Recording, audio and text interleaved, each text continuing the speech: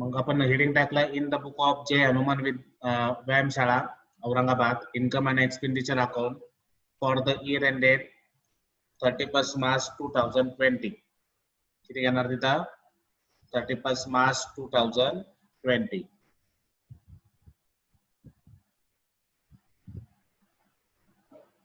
आता बघा आपल्याला टू बॅलन्स ब्रॉट डाऊन दिले. सगळ्यात अगोदर आपल्याला कॅपिटल फंड दिलाय का बघा, नाही तर ह्याही काही तर आपल्याला कॅपिटल फंड शोधावं लागेल.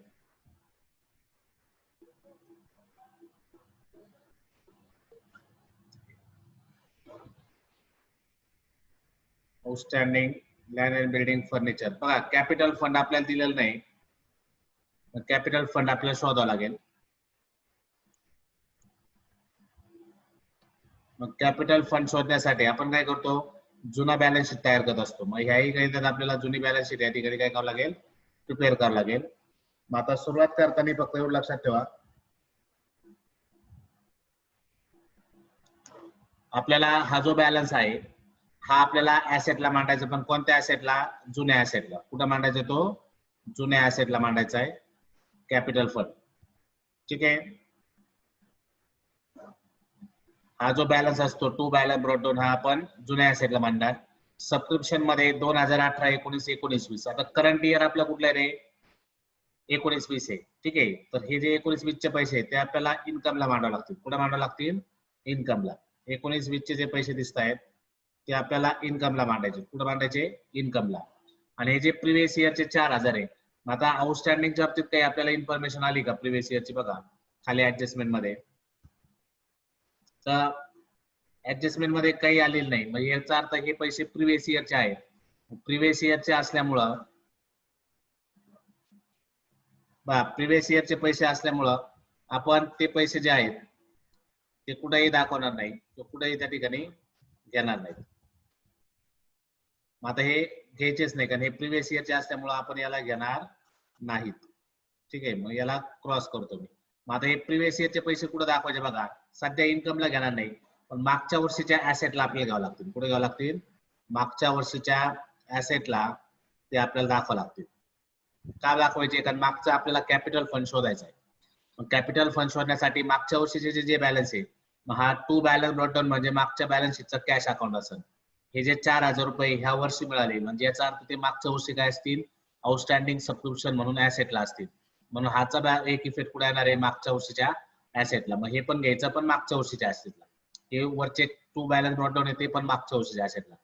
हे आय जे आलाय तो इन्कमला घ्यायचा. आता या ठिकाणी बघा डोनेशन नॉर्मल इन्कमला जातं. डोनेशन कुठे जातं इन्कमला. पण त्याच्यावर काय ऍडजस्टमेंट येते आपण बघूया. मग आता बघा डोनेशन वर खाली ऍडजस्टमेंट आलेली आपली. Donation should be capitalise. Donation should be capitalise झाल्यामुळं वरचं जे डोनेशन आहे ते डोनेशन आपल्याला कुठे घ्यावं लागेल इन्कमला. डोनेशन जे आहे ते डायरेक्ट कॅपिटल जाणार कॅपिटल फंड मध्ये ऍड. म्हणून मी इथं दाखवताना यल दाखवतो. काय दाखवतो यल. त्याच्यानंतर पुढे बघा आपल्याला आलंय receipt from entertainment. Receipt from entertainment 40 आहे आणि एंटरटेनमेंट एक्सपेन्सेस 35 आले. बरोबर आहे. तर रिसीट फॉर एंटरटेनमेंट हे इन्कमला मांडायचं. कुठं मांडायचं इन्कमला.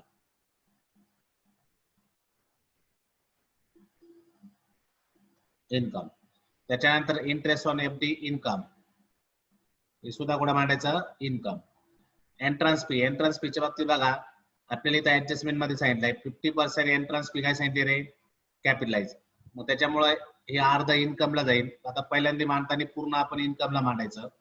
अर्ध इन्कमला मांडायचं आणि अर्ध कॅपिटल फंड मध्ये ऍड करायचं. पण सध्या जाताना ते इन्कमला जाईल. इन्कम फ्रॉम इन्व्हेस्टमेंट सुद्धा कुठे जाणार इन्कमला. इन्कम फ्रॉम इन्व्हेस्टमेंट सुद्धा कुठे जाणार इन्कमला.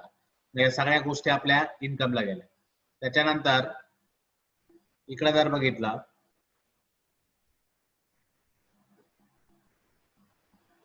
तर सॅलरी आलंय.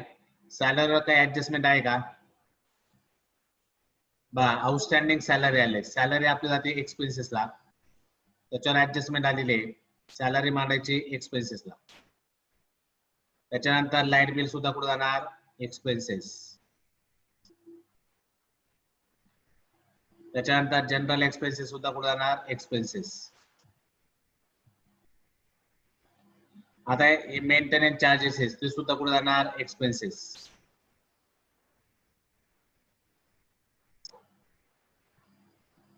त्याच्यानंतर एंटरटेनमेंट एक्सपेन्सेस आहे. मग इथं एंटरटेनमेंट रिसीट आली बघा या साईडला, रिसीट फ्रॉम एंटरटेनमेंट, त्याच्यातून हे एंटरटेनमेंट एक्सपेन्सेस लेस करायचे म्हणून ते इन्कमला म्हणतो मी.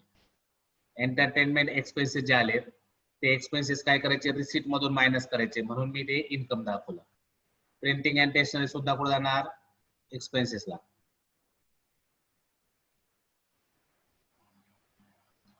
एक्सपेन्सेस 2018-19 हे मागच्या वर्षीचे एक्सपेन्सेस असल्यामुळं ते आपण सध्या चालू वर्षी घेणार नाही, चालू वर्षी ते आपल्याला घ्यायचे नाही. पण हे मागच्या वर्षीचं आउटस्टँडिंग होतं ते या वर्षी आपण देऊन टाकले म्हणून हे प्रिव्हियस इयरच्या लॅबिलिटीला जाणार. कुठं जाणार प्रिव्हियस इयरच्या लॅबिलिटीला. चालू वर्षी आपण ते घेणार नाही पण कॅपिटल फंड काढण्यासाठी मागच्या वर्षीच्या लॅबिलिटीला ते दाखवावं लागतील. कारण मागच्या वर्षी हे 25,000 रुपये आउटस्टँडिंग असतील ते पैसे आपण ह्या वर्षी देऊन टाकले मग ते मागच्या वर्षीच्या लॅबिलिटीला दिसले पाहिजे. ह्या वर्षीला आपण दिल्यामुळं हे प्रिव्हियस इयरचे पैसे असल्यामुळं कुठे घेणार नाही. त्याच्यानंतर इन्व्हेस्टमेंट जे आहे इन्व्हेस्टमेंट जाईल ऍसेटला. इन्व्हेस्टमेंट ऍसेट या ठिकाणी बघा इन्व्हेस्टमेंट ऍसेटला मांडा. 8% फिक्स डिपॉझिट आहे हे सुद्धा ऍसेटला आणि त्याच्यावर 8% आला का नाही मग 8% ने आपल्याला त्याच्यावर व्याज काढावं लागेल. बघा हे 8% फिक्स डिपॉझिट ऍसेटला वाई अर्बन बँक लिमिटेड मध्ये आणि हे जे बॅलन्स कॅरेट डाऊन आहे याला आपण कॅश इन हँड म्हणतो. हे सुद्धा आपल्याला कुठं मांडावं लागेल ऍसेटला मांडावं लागेल. आले लक्षात. खाली ऍडजस्टमेंट जर चेक केल्या तर पहिली आउटस्टँडिंग सबस्क्रिप्शनची ऍडजस्टमेंट आहे. 5,000 मेंबर आहेत. इकडं 50 रुपये प्रमाणे जर केलं तर 5,000 गुणिले 50 करायचं. 5,000 गुणिले 50 किती येणार 5,000 गुणिले 50 तर 2,50,000 येणार. किती येणार 2,50,000. मग 2,50,000 पैकी इथं आपल्याला बघा इन्कमला किती मिळाले वरती बघा यांचं जर टोटल केली तर ते भरतं 2,50,000. 2,50,000 पैकी फक्त आपल्याला मिळाले किती 30,000 मिळाले म्हणजे 20,000 रुपये करंट इयरचा आउटस्टँडिंग झालं. मग हे करंट इयरचा आउटस्टँडिंग 20,000 रुपये आपल्याला घ्यायचे. आउटस्टँडिंग म्हणजे याचे दोन इफेक्ट काय आले करंट इयरचे तर इन्कम मध्ये ऍड करायचं. दुसरा इफेक्ट ऍसेटला. आउटस्टँडिंग सॅलरी आला. आउटस्टँडिंग सॅलरीचे काय इफेक्ट करणार सॅलरी मध्ये एक्सपेंडिचरला ऍड करायचा. दुसरा इफेक्ट लॅबिलिटीला. हे प्रिव्हियस इयरचं लँडचं आणि फर्निचरचं बॅलन्स आहे तो आपला आहे तसाच चालू वर्षाच्या ऍसेटला येईल. डेप्रिशिएशन अबव ऍसेट 10% सांगितलं. मग 10% काय करायचे ऍसेटला आपण घेणार 10% ऍसेटला डेप्रिशिएशन लेस करायचं. सेकंड इफेक्ट एक्सपेंडिचरला. आता income accrued on investment. Income accrued on investment 2,000 रुपये सांगितले. मग 2,000 रुपये जे आहेत ते ऍसेटला इन्कम अॅक्रूड म्हणून ऍसेटला दाखवायचे. आणि सेकंड इफेक्ट या ठिकाणी बघा इन्कम फ्रॉम इन्व्हेस्टमेंट आलेलं आहे. इन्कम फ्रॉम इन्व्हेस्टमेंट मध्ये ते 2,000 रुपये इन्कमला ऍड करायचे आणि एक इफेक्ट करायचा ऍसेटला. एक इफेक्ट कुठे जाईल ऍसेटला. अशा पद्धतीने त्याचे ते दोन इफेक्ट येतील. झाले. आता पुढे आलाय 50% एंट्रन्स फी आणि फुल डोनेशन आहे. त्या एंट्रन्स फी चे अर्धे पैसे इन्कमला घ्यायचे अर्धे कॅपिटल फंड मध्ये ऍड करायचे. डोनेशनचं सुद्धा काय करणार तुम्ही अर्धे पैसे डोनेशन पूर्ण घ्यायला लावलंय. Donation should be capitalise. मग डोनेशनचे पूर्ण पैसे कॅपिटल फंड मध्ये ऍड करायचे. मग आताच्या सुद्धा गणितामध्ये त्यांनी आपल्याला कॅपिटल फंड दिलेला नाही त्यामुळे आपल्याला जुनी बॅलन्स शीट या ठिकाणी बनावं लागेल. काय बनावं लागेल जुनी बॅलन्स शीट. मग जुनी बॅलन्स शीट बघा आपण इकडे वर्किंग नोट मध्ये खाली बनवत असतो.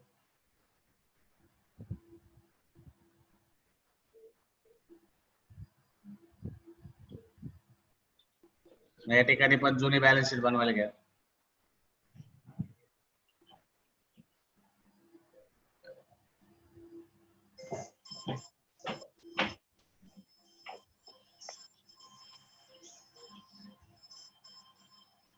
इथं 2019 म्हणा.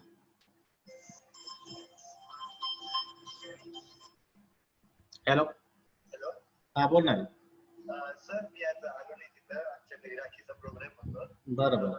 काय तुम्हाला नाही त्याचे 3 वाजता लेक्चर आहे तुमचे 3 वाजता आजपासून का? हा आजपासून.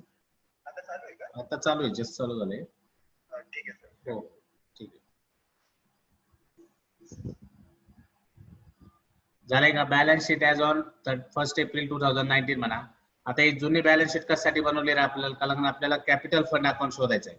कॅपिटल फंड शोधण्यासाठी कॅपिटल अकाउंट आपल्याला दिलेलं नाही. जर प्रश्नामध्ये कॅपिटल फंड अकाउंट दिला तर ही जुनी बॅलन्स शीट बनवायची गरज नाही. जर प्रश्नामध्ये कॅपिटल फंड अकाउंट दिलं नाही तर आपल्याला हे बनावं लागेल. मग आताचा जो प्रॉब्लेम आहे किती नंबरचा, 13 नंबरचा, याच्यामध्ये कॅपिटल फंड अकाउंट कुठेही दिसत नाहीये. त्यामुळे आपल्याला ही जुनी बॅलन्स शीट बनावं लागते. आता जुन्या बॅलन्स शीट मध्ये काय काय घ्यायचं बघा. हे जे टू बॅलन्स ब्रॉडडाऊन आलंय हे आपल्याला घ्यायचंय. त्याच्यानंतर हे मागच्या वर्षीचं जे आउटस्टँडिंग आहे ते आपल्याला घ्यायचंय. त्यानंतर इथं बघा एक्सपेन्सेस 2018-19 जे दिलंय ते आपल्याला घ्यायचंय आउटस्टँडिंग एक्सपेन्सेस म्हणून. त्यानंतर आणखी काय काय आलंय तर या ठिकाणी बघा आपल्याला खाली ऍडजस्टमेंट मध्ये ओपनिंग बॅलन्स दिलाय लँड अँड बिल्डिंगचा आणि फर्निचरचा. हे दोन्ही ओपनिंग बॅलन्स आपल्याला घ्यायचे. ठीक आहे, एवढ्या गोष्टी आपण कुठे घेणार जुन्या बॅलन्स शीटला. त्याहून आपण कॅपिटल फंड अकाउंट शोधणार आहे. मग आता सुरुवात करताना टू बॅलन्स ब्रॉडडाऊन जो 32,881 चा बॅलन्स आहे तो आपला घ्या जुन्या बॅलन्स शीटला. जुन्या बॅलन्स शीटला ऍसेटला घ्या कॅश इन हँड म्हणून. किती बॅलन्स सांगितलं तो 32,800. बा आपण पहिला कॅपिटल अकाउंट शोधतोय म्हणजे जुनं एकदा मांडून झालं की नंतर फक्त आपल्याला नवीनचा विचार करता येईल. आता या ठिकाणी 2018-19 चे मागच्या वर्षीचे 4,000 रुपये आपल्याला या वर्षी मिळाले. याचा अर्थ हे 4,000 रुपये मागच्या वर्षी भेटायला पाहिजे होते, ते भेटले नाही, ते चालू वर्षी मिळाले. मग मागच्या वर्षी भेटले नाही याचा अर्थ हे आउटस्टँडिंग असेल. मग हे प्रिव्हियस इयरचं आउटस्टँडिंग असल्यामुळे प्रिव्हियस इयरचं आउटस्टँडिंग असतं ऍसेटला. मग इथं घ्या प्रिव्हियस इयरचं आउटस्टँडिंग ऍसेटला आउटस्टँडिंग सबस्क्रिप्शन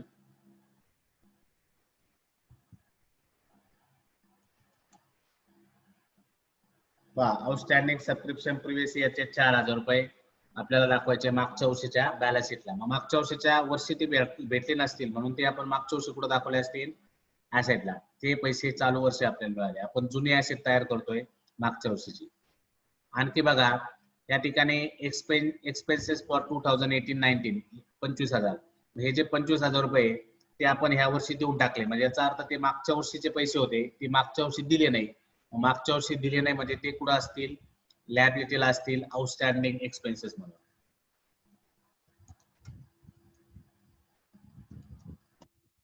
लायबिलिटीला घ्यायचे मागच्या वर्षीचे आउटस्टँडिंग एक्सपेन्सेस. जे पैसे मागच्या वर्षी दिले नाही म्हणजे ते मागच्या वर्षीच्या कुठं असतील लायबिलिटीला आणि त्याचं पेमेंट आपण या वर्षी केलं म्हणून ते पेमेंटला दिसतंय. मग जुना आपण उचलून मानतोय. कॅश इन हँड घेतलं मागच्या वर्षीचं. आउटस्टँडिंग सबस्क्रिप्शन जे मिळाले नाही ते घेतलं. मागच्या वर्षीचे आउटस्टँडिंग एक्सपेन्सेस जे पेमेंट दिलं नव्हतं ते घेतलं. त्यानंतर खाली बघा आता हे ओपनिंग बॅलन्स जे लँड अँड बिल्डिंग 70,000 फर्निचर 45,000 हे दोन्ही ओपनिंग बॅलन्स आपल्याला घ्यायचे. ते ओपनिंग बॅलन्स या ठिकाणी घ्या. बघा कुठले लँड अँड बिल्डिंग आणि फर्निचर. म्हणजे land and building land and building आहे 70,000. त्याच्या खाली होतं फर्निचर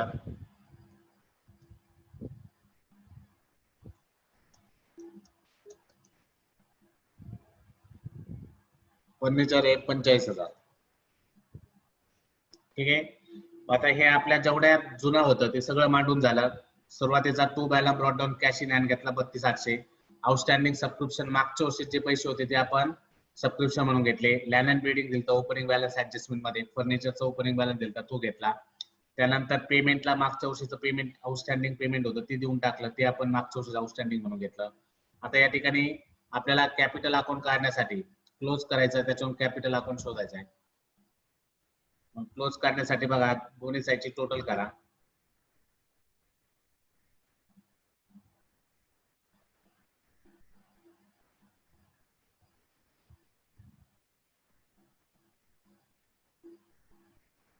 ऍसेटची टोटल करा त्याच्यावर लायबिलिटीची टोटल करा.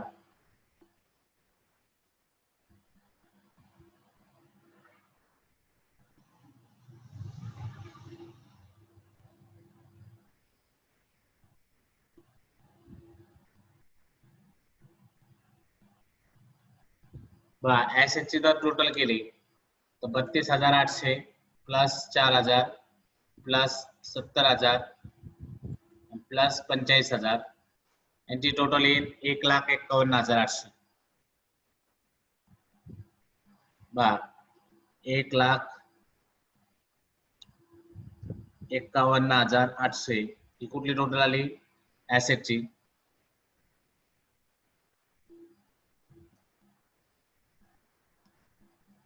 आता या ऍसेटच्या टोटल मधून ही लायबिलिटीची टोटल वजा करायची. मी तर त्याला म्हणायचं कॅपिटल फंड कंसात म्हणा बॅलन्सिंग फिगर.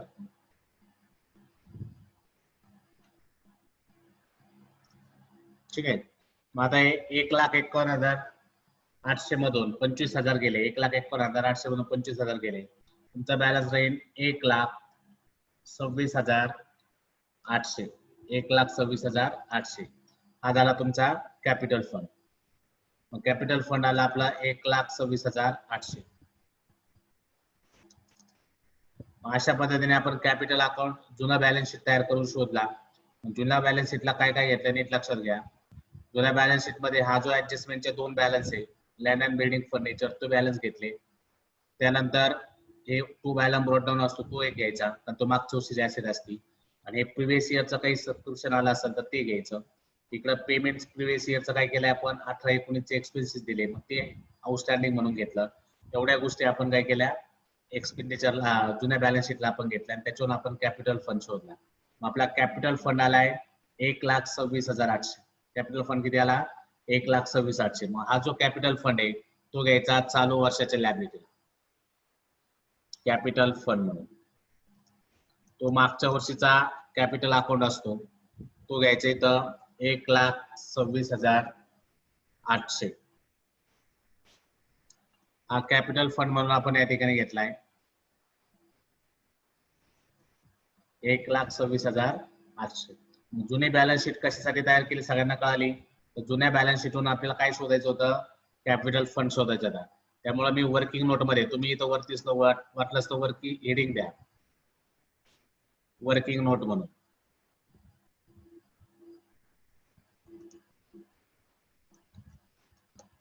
तुम्हाला याला मार्क्स नाहीत ते फक्त आपल्याला दाखवायचे. वर्किंग नोट झालंय. वर्किंग नोट म्हणून आपण ही बॅलन्स शीट बनवली. या वर्किंग नोटला आता वर्किंग नोट नुसार आपण बॅलन्स शीट बनवली आणि काय शोधलंय कॅपिटल फंड आपण शोधलाय. ठीक आहे. आता आपल्याला प्रॉब्लेमला स्टार्ट करायचा. आता सुरुवात करताना आपण टू बॅलन्स ब्रॉट डाऊन पासून करत असतो. तर हे आपण मागच्या वर्षीच्या ऍसेटला घेतलंय. सबस्क्रिप्शन मध्ये हे 4,000 सुद्धा मागच्या वर्षीच्या ऍसेटला घेतले. आता 2019 म्हणजे करंट इयर आहे आणि आपला वर्ष आहे 19-20. हे जे करंट इयरचे 2,30,000 आहे हे 2,30,000 रुपये कुठे घ्यायचे आपल्याला इन्कमला घ्यायचे. सबस्क्रिप्शन हे इन्कमला जातं म्हणून 2,30,000 रुपये येता येईल बाय सबस्क्रिप्शन.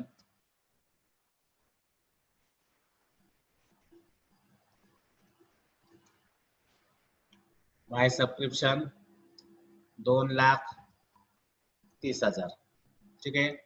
सबस्क्रिप्शन घेतलं 2,30,000. आता सबस्क्रिप्शन वर 1 नंबरची ऍडजस्टमेंट आली बघा खाली. सबस्क्रिप्शन वर 1 नंबरची ऍडजस्टमेंट आहे की बघा 500 मेंबर आहे 5,000 मेंबर आहे. एका मेंबर कडून आपण 50 रुपये घेणार. किती घेणार आहे 50. मग इथं जर 5,000 गुणिले 50 केलं बघा 5,000 हे गुणिलेचं साइन असतं स्टार. 5,000 गुणिले 50 जर तुम्ही केलं तर तुमचं उत्तर यायला पाहिजे 2,50,000. किती 2,50,000. पण या 2,50,000 पैकी तुम्हाला इन्कमला फक्त किती मिळाले रे 2,30,000.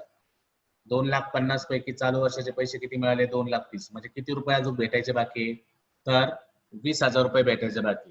म्हणून त्या 20,000ला आपण म्हणणार आउटस्टँडिंग. आणि करंट इयरचा आउटस्टँडिंग असल्यामुळं आपण ते आउटस्टँडिंग काय करणार इथं ऍड करणार. तर 20,000 रुपये या ठिकाणी सबस्क्रिप्शन मध्ये ऍड करायचे. ऍड करून या 20,000चा सेकंड इफेक्ट बघा 20,000 रुपये ऍड करा म्हणजे बाहेर टोटल किती आले 2,50,000 हे बाहेर येणार आणि 20,000चा सेकंड इफेक्ट आपल्याला करायचा आहे एक्सपेंडिचरला, सॉरी ऍसेटला. आउटस्टँडिंग असल्यामुळे आउटस्टँडिंगचा सेकंड इफेक्ट कुठे जाणार, ऍसेटला. बघा 2,30,000 इन्कमला घेतले, ऍडजस्टमेंट नुसार कळालं आपल्याला 5,000 मेंबरचे 50 रुपये प्रमाणे 5,000 गुणिले 50 टोटल पैसे भेटायला पाहिजे होते 2,50,000. 2,50,000 पैकी फक्त आपल्याला मिळाले 30,000. मग 30,000 मिळाले होते, मग 30,000चं काय केलं आपण, बघा 2,30,000 मिळाले होते. 30,000मध्ये आपल्याला टोटल मिळायला पाहिजे होते 2,50,000, मिळाले 2,30,000, म्हणजे 20,000 रुपये काय केले या ठिकाणी आपण आउटस्टँडिंग म्हणून ऍड केलं. 2,30,000 प्लस 20 झाले 2,50,000 आणि आउटस्टँडिंगचा सेकंड इफेक्ट जातो चालू वर्षाच्या ऍसेटला. आउटस्टँडिंग सबस्क्रिप्शन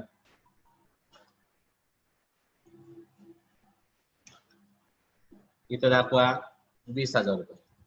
मग ते आउटस्टँडिंग सबस्क्रिप्शन 20,000 कसं आलं सगळ्यांना कळालं.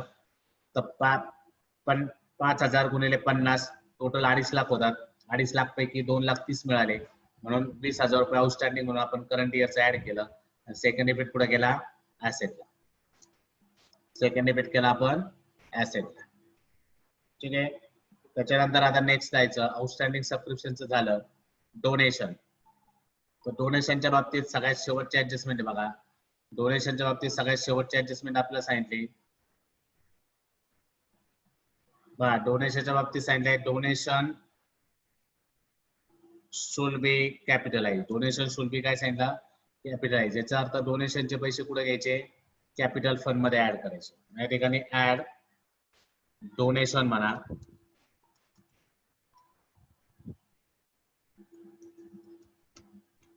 Add donation. मग डोनेशनचे पैसे किती बघा वरती आपल्याला इन्कमला सांगितलेले. तर डोनेशन आहे 60,000. हे 60,000 रुपये आपल्याला कॅपिटल फंड मध्ये काय करायचे, ऍड करायचे. 60,000 रुपये आपण आपल्याला खाली ऍडजस्टमेंट मध्ये सांगितले donation are to be capitalize, म्हणून ते 60,000 रुपये आपण कॅपिटल फंड मध्ये ऍड करणार. ठीक आहे. मग इथं फक्त दाखवा ते टोटल सगळ्यांचे आपण नंतर ऍडिशन करू.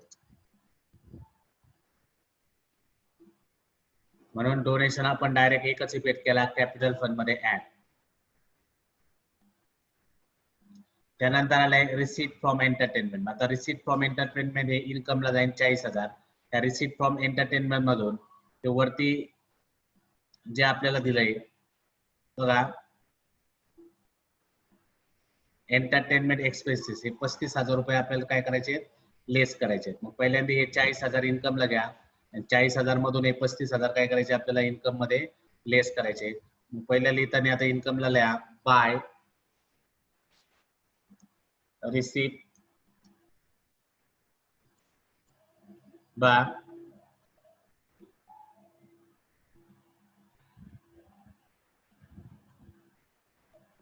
Receipt from entertainment. काय येणार ते आपलं, बाय रिसीट फ्रॉम एंटरटेनमेंट.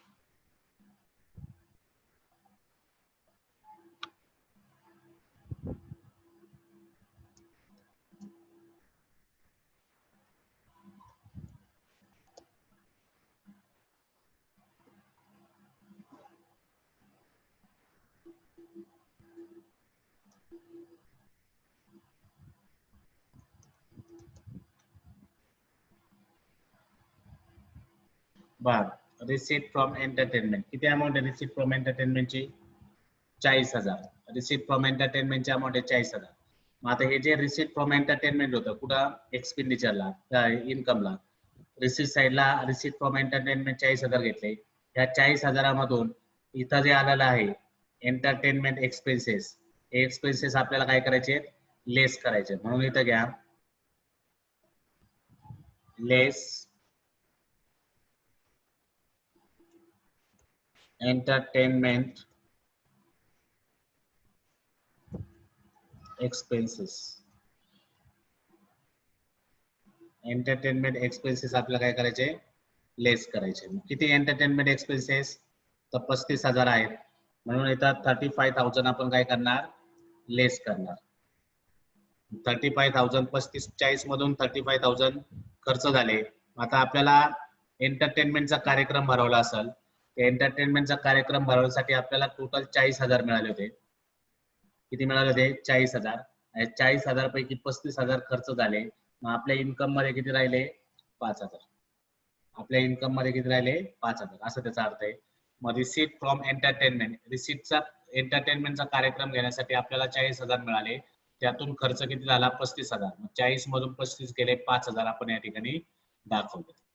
ठीक आहे. अशा पद्धतीने एक रिसीटचा अकाउंट होता, एक पेमेंटचा. तर रिसीट मधून पेमेंट काय केलं आपण? मायनस केलं. ठीक आहे. रिसीट फ्रॉम एंटरटेनमेंट नंतर आलाय इंटरेस्ट ऑन एफडी. आता इंटरेस्ट ऑन एफडी 3,000 आहे. किती आहे? 3,000. तर ते इनरला मांडा, त्याची ऍडजस्टमेंट लगेच करायची आपल्याला. Interest on FD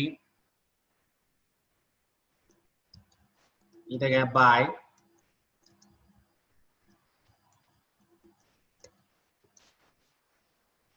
FD, by interest on FD. किती आहे इंटरेस्ट ऑन एफडी?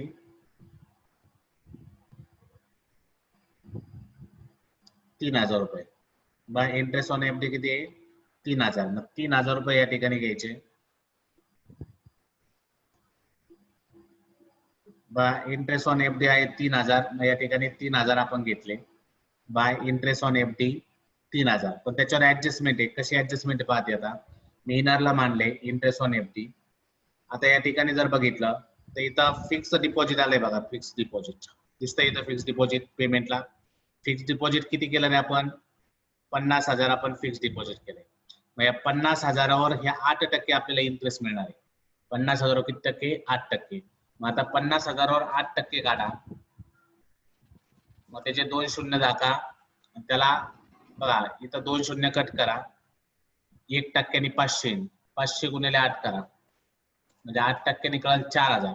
म्हणजे 8% फिक्स डिपॉझिट जर आपण 8% जर याच्यावर व्याज काढलं तर ते 4,000 भेटायला पाहिजे. किती भेटायला पाहिजे? 4,000. 4,000 पैकी ऑलरेडी इकडे 3,000 आपल्याला मिळालेत असं त्याचा अर्थ आहे. बघा 8% जर आपण हे इंटरेस्ट काढलं, हे 8% जे फिक्स डिपॉझिट आहे, 8% जर मी 50,000वर काढलं तर 50,000च्या 8% येईल 4,000. 4,000 पैकी इथं रिसिटला आपल्याला ऑलरेडी किती हजार भेटले? 3,000 आपल्याला ऑलरेडी मिळाले. म्हणजे किती पेंडिंग आहे? 1,000 रुपये आपल्याला आउटस्टँडिंग. मग ते 1,000 आउटस्टँडिंग आपल्याला घ्यायचंय. मग त्याच्यासाठी आता ती ऍडजस्टमेंट कशी सोडवायची? पहिल्यांदा हे जे इंटरेस्ट ऑन फिक्स डिपॉझिट आहे ते इन्कमला घेतलं. हे 8% फिक्स डिपॉझिट जे ते पहिलं ऍसेटला घ्या. 8% फिक्स डिपॉझिट कुठे घेतात? ऍसेटला. म्हणून मी इथे घेतो फिक्स डिपॉझिट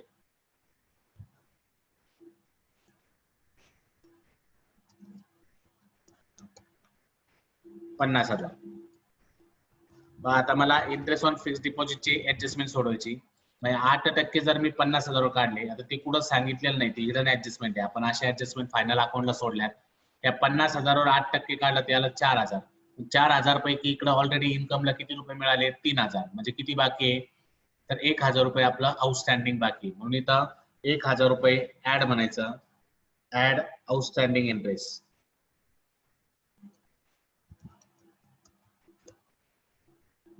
किती रुपये? फक्त 1,000 रुपये. 1,000 रुपये या ठिकाणी ऍड करा. बाहेर येतील 51,000. बाहेर किती आले? 51,000. मग या ठिकाणी इंटरेस्ट ऑन फिक्स डिपॉझिटचं नीट समजून घ्या. इंटरेस्ट ऑन फिक्स डिपॉझिट आपल्याला 8% सांगितलं. मग 8% ने वर्षभरासाठी आपल्याला 4,000 भेटायला पाहिजे. 4,000 पैकी मध्ये आपल्याला 3,000 मिळाले. बाकीचे जे उरलेले 1,000 आहे ते आउटस्टँडिंग म्हणून आपण ऍसेटला ऍड केलं. आणि सेकंड इफेक्ट त्याचा करायचा इन्कमला सुद्धा ह्या जुन्या इंटरेस्ट मध्ये ऍड आउटस्टँडिंग 1,000. याचे सुद्धा बाहेर टोटल किती दिसतील? 4,000. याचा अर्थ झाला आपल्याला ह्या वर्षी फिक्स डिपॉझिटवर 4,000 इंटरेस्ट मिळणार होते. ते 4,000 रुपये आपण इन्कमला आले.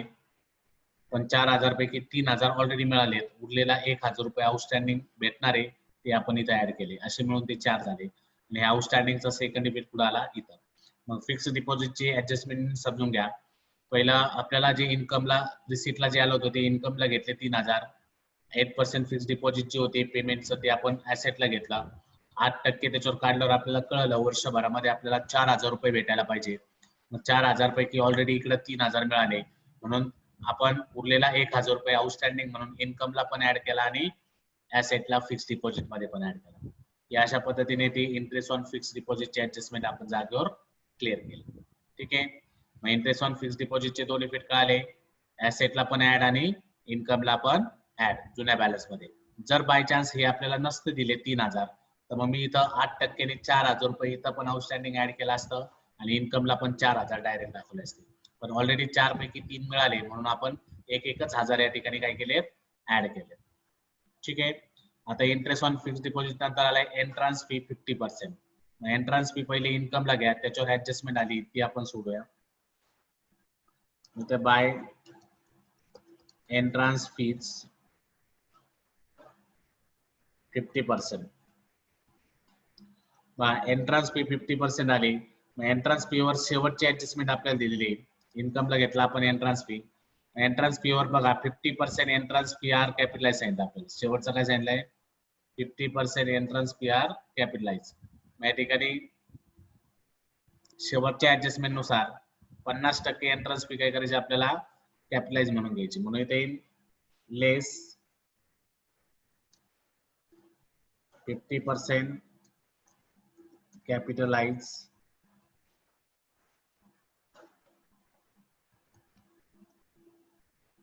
मग 50% जर बघितला 50,000च्या 50% 25,000 येईल.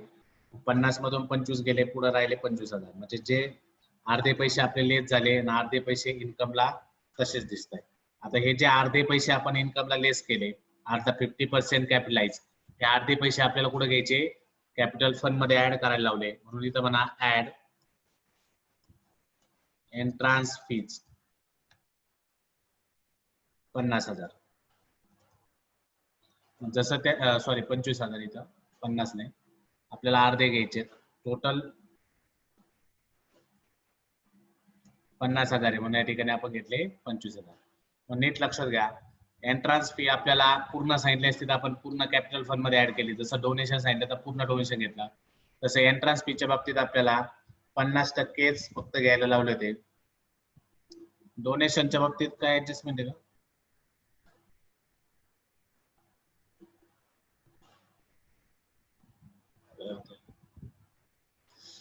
अरे डोनेशनच्या बाबतीत डोनेशन 60%च घ्यायला लावलंय आपल्याला. डोनेशन बघा रे, डोनेशनचं ते 60% पाहिलं नाही. डोनेशन 60% घ्यायचंय आपल्याला. डोनेशन पूर्ण जे घेतलंय ना आपण, तर डोनेशन किती पर्सेंट घ्यायचंय आपल्याला, 60%.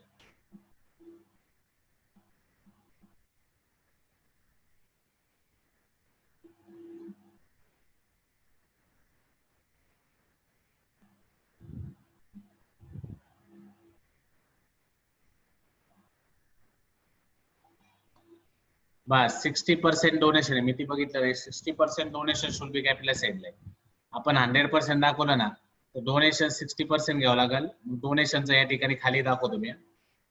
तुम्ही नसेल लिहिलं तिथं लिहा बाय डोनेशन.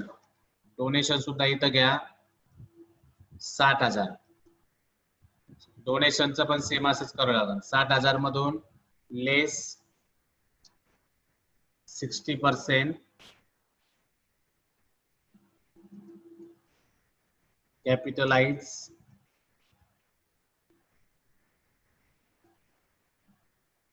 आता मग 60,000 वर 60% किती राहील, 60,000 वर 60% काढला त्याला 36,000. 36,000 इथून लेस करायचे. 60,000 वर 60% 36,000. 60 मधून 36 गेले, पुढे राहिले 24,000. पुढे किती राहिले, 24,000. डोनेशनचं नेमकं बघितलं नव्हतं. माझं हे डोनेशनची इथे घेताना 36,000 घ्या फक्त.